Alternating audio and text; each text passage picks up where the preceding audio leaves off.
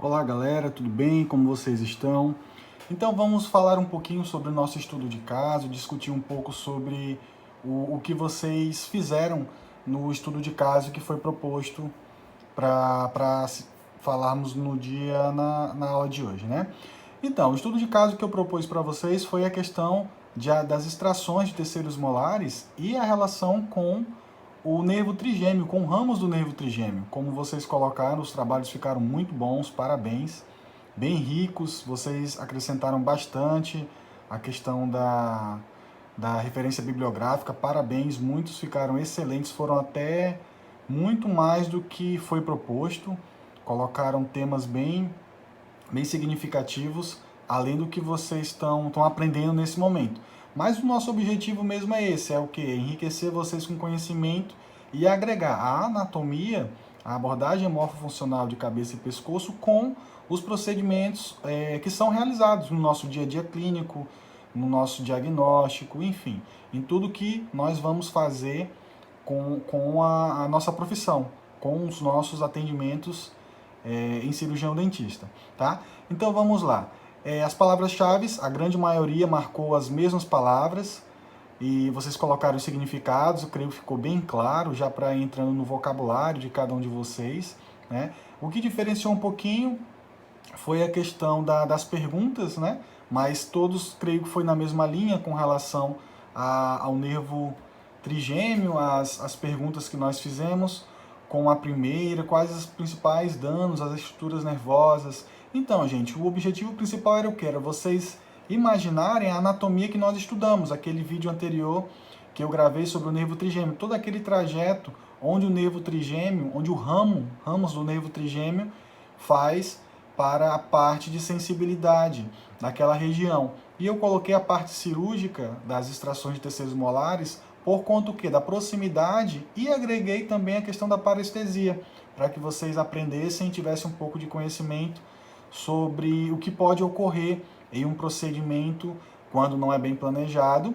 E também lembrando, gente, que pode ser um procedimento totalmente bem planejado, porém, como vocês visualizaram bem no artigo e em vários outros artigos, referências bibliográficas que mandaram, pode ser também uma questão de não um erro do profissional, mas uma parte anatômica bem próxima e que realmente é quase que existem casos que realmente não tem como prever o que vai acontecer. Interessante que eu achei muitos artigos, e inclusive no que eu enviei para vocês, vocês colocaram a questão da tomografia, né? É um excelente diagnóstico, gente, só que eu acho que nós temos que trazer um pouco também para a nossa realidade, tá? Não desmerecendo a questão do diagnóstico. Com certeza nós temos que pedir o melhor para os nossos pacientes, solicitar o melhor para fazer um correto planejamento. Mas vamos imaginar um paciente, por exemplo, que trabalha, um profissional que trabalha num centro de especialidade odontológica. Geralmente, vamos dar o exemplo aqui da Prefeitura de Rio Branco. Não tem tomografia, então nós utilizamos o quê? Radiografia panorâmica. É errado? Não, não é errado, como vocês viram no artigo. Lógico que nós buscamos sempre algo mais detalhado, algo que possa nos dar mais segurança para fazer, tá? Mas eu achei muito interessante a questão da tomografia, tá? Existem riscos, lógico, de você fazer uma extração com uma radiografia periapical, com uma radiografia panorâmica. Lógico que o melhor realmente é a tomografia, tá bom? Mas eu achei bem interessante. Eu creio que nós temos que sempre trazer os nossos casos para a nossa realidade, para a realidade do nosso paciente, tá? E querendo ou não, a questão das extrações, das exodontias de terceiros molares, ela é um pouco corriqueira, aparecem bastante pacientes para esse tipo de procedimento. E muitas vezes o profissional, ou por insegurança, ou por não ter um preparo técnico, não ter uma pós-graduação em cirurgia, ou não ter cursos, não ter uma segurança maior, ele abre mão de fazer, tá? Que também não é errado. Lógico que nem todo mundo vai fazer bem cirurgia, é isso que eu sempre falo em todas as aulas. Nós temos que fazer o que realmente nós temos habilidade, aquilo que nós somos bons, tá? Até porque nós somos vários, nós somos muitos, então pode encaminhar paciente para o colega fulaninho de tal, que nem o professor Conrado, é especialista em cirurgia bucomaxilofacial, se não tem segurança encaminha, e faça realmente, se dedique naquilo que você tem de melhor. E lembrando, fazendo um anexo aqui, a parte de anatomia. Anatomia, gente, é fundamental. Todas as áreas que vocês forem trabalhar, todos os procedimentos, vocês vão utilizar a parte anatômica. E isso é importante por quê? Porque você sabe até onde você consegue minimizar os riscos. Riscos todo mundo tem. Vocês viram que numa simples aplicação de anestesia local, que nós fazemos diariamente, várias vezes, inúmeras vezes no consultório, nós podemos causar uma pequena parestesia no nervo. Então, nós estamos realmente suscetíveis a isso. Mas o interessante é o quê? Você saber lidar com essa situação, saber diminuir os riscos, minimizar esses riscos e, querendo ou não, caso aconteça algo, vocês saberem ou resolver o problema do paciente ou saber realmente como proceder, como fazer esse encaminhamento e deixar o nosso paciente mais tranquilo, tá? Outra coisa que me chamou a atenção também, fugir um pouquinho do tema do que eu tinha planejado, mas alguns trabalhos colocaram a questão de tratamento de parestesia, né? Acho que todos têm realmente essa dúvida e que nem vocês colocaram. Na literatura não existe nada que realmente vá resolver o problema da parestesia. Nós temos vários tratamentos que podem ser agregados e podem melhorar, e o próprio organismo, a própria parte anatômica vai se anastomazando de novo e vai fazendo aqueles anexos e vai realmente voltando ou não essa sensibilidade, dependendo do trauma que foi ocorrido, tá? Outra coisa que me chamou bastante atenção também foi a questão do diagnóstico que vocês falaram, né? Ter bastante cuidado, a parte do contato com o paciente. Na verdade, o paciente tem que ter confiança em você, você tem que passar essa confiança para o paciente, né? E é interessante você fazer uma coisa que eu acho bem interessante quando você está fazendo uma anestesia do nervo alveolar inferior.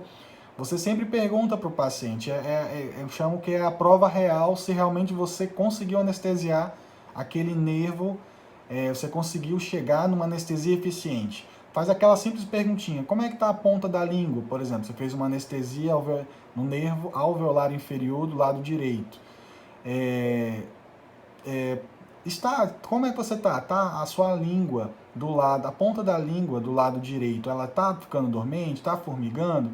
Ah, doutor, tá sim, tá ficando maior, tá um pouco crescida, ela tá dormente, tá formigando. Excelente, essa é a melhor resposta que você quer receber quando tá precisando realmente anestesiar o nervo alveolar inferior, que como nós vimos na região anatômica, ele passa bem próximo da região, o nervo lingual, na verdade, passa bem próximo da região do nervo alveolar inferior, né? E é a pior resposta que nós queremos escutar após um procedimento de extração de terceiros molares inferiores, depois de um dia, por exemplo. Quando você liga para o paciente, e aí, como é que tá? Você tá bem?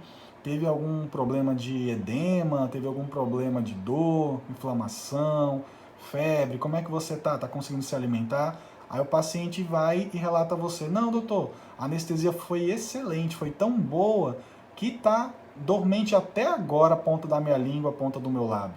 Nossa, essa é a pior resposta que você pode ter após fazer um procedimento cirúrgico de extração de terceiros molares, tá? Pior que eu digo no sentido de ocasionar uma lesão na parte, uma parestesia realmente na região do nervo desse paciente. Não levando em consideração a infecção, há outras coisas que realmente é bem pior você escutar do nosso paciente. E como vocês colocaram muito bem, a questão dos cuidados, a questão da técnica, o profissional ser habilitado, o conhecimento em anatomia, enfim, vocês fizeram um excelente trabalho e eu creio que esse trabalho vai ser bem interessante para quando vocês estiverem lá na parte clínica, realmente na parte de cirurgia, vocês vão lembrar dessa aula, desse trabalho, que vai fazer com que vocês tenham realmente esse olhar diferente, esse cuidado de ter um cuidado, uma responsabilidade a mais com esse paciente. E, lógico, saber dialogar com ele. Caso aconteça isso, nós podemos fazer diversos tratamentos. Alguns colocaram a questão de vitamina B, excelente, laser terapia, muito bom também. Então, existem trabalhos inúmeros falando sobre como tentarmos fazer uma reabilitação nesse sentido, para reverter essa parestesia. E lógico, é que nem eu sempre falo, muitas vezes não é por falta de preparo do profissional, mas isso tem que ser bem avisado para o paciente, né? Você fala, alguns colocaram, teve um trabalho bem interessante que falou sobre a questão do termo de consentimento. Isso aí é importantíssimo, gente, porque o paciente precisa saber. O paciente, quando ele chega, muitas vezes ele fala: doutor, eu quero que arranque esse dente aqui. Ele nem imagina o que está por trás, ou embaixo, ou em cima, ou ao lado daquele dente.